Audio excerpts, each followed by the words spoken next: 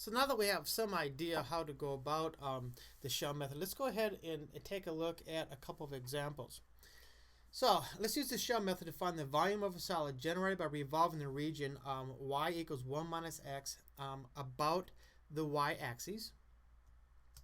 And this function y equals 1 minus x, I'm going to restrict this to be on, for x to be on 0, 1. Kind of need that so I really know what this diagram looks like. So I'm going to start off by drawing a picture. And on 0, 1, y equals 1 minus x looks like this.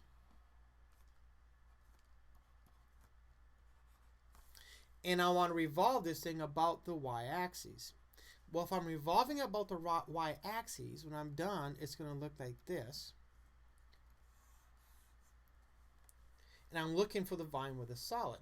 Well, this is telling me that my representative rectangle that I'm going to be rotating will be setting like this.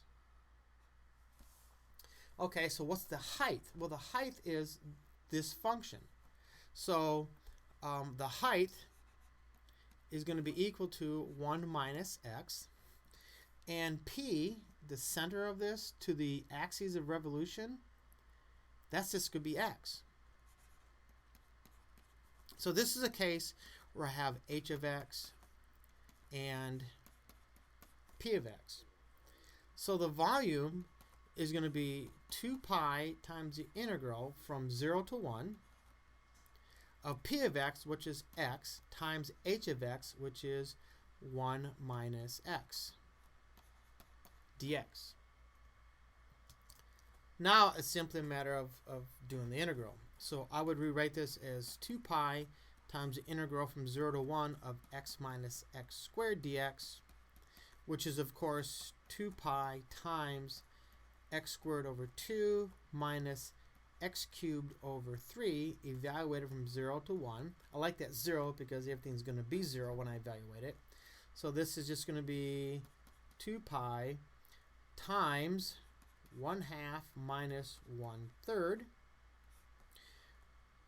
which is 2 pi times, I'll do the whole thing out so you can see everything, 3 minus 2 over 6, which is, this is 1 over 6, so this is 2 pi over 6, so it's just pi over 3.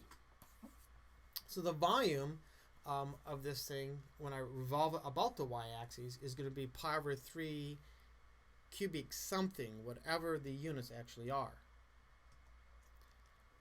So let's go ahead and take a look at another example. I want to revolve about the x-axis. Y equals 2 minus x on x is on 2 to 4. So let's draw this real quick. Let's see, that's 2. If that's 4, then when x is 2, I'm at 0, so I'm here. When x is 4, I'm at -2, -1, -2. So it looks like it's this sort of a thing. And we're going to revolve this about the x-axis. So if I'm revolving it about the x-axis, my representative rectangle is going to look like this.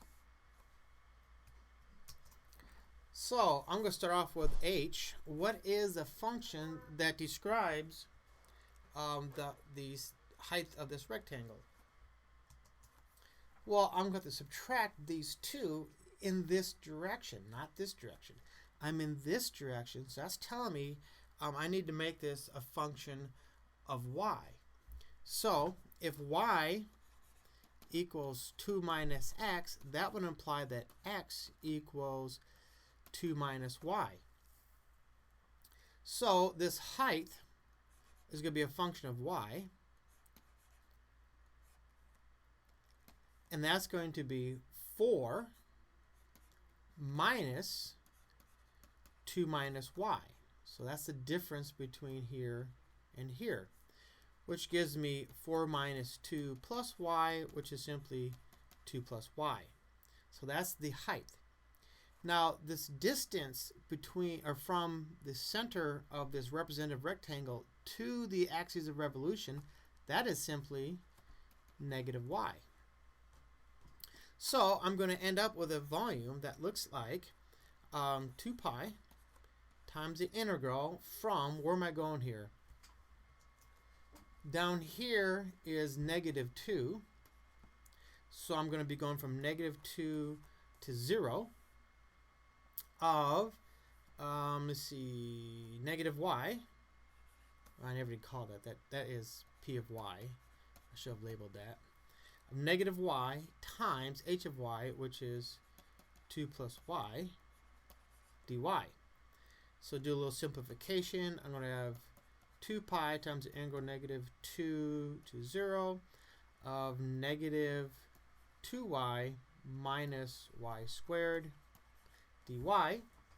Now go ahead and integrate this thing. And I end up with 2 pi times, see, -2y squared over 2, so those 2's will cancel out, minus y cubed over 3, evaluated from -2 to 0.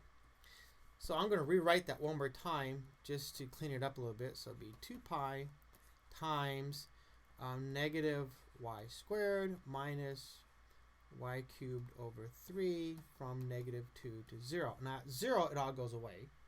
So I'm going to have 2 pi times, see at 0 I said it all goes away, so it's going to be 0 minus, this thing evaluate -2. So this is a negative, that's that negative right there, -2 squared minus, that's that negative right there, -2, I should probably do it like this. I just don't want you to lose track of all these negatives here. -2 cubed over 3. So that's 2 pi times, that's a 0. Right here, that's just a 0. So I need to move this negative in. So if I move this negative into here and here to make both of those positives, that goes away. So I'm going to end up with a -2 squared, which is in fact 4, plus -2 cubed is -8, -8 over 3, so that's really just minus 8 over 3. So that gives me, see, I hope I have enough room to finish this up, 2 pi times 12 minus 8 over 3.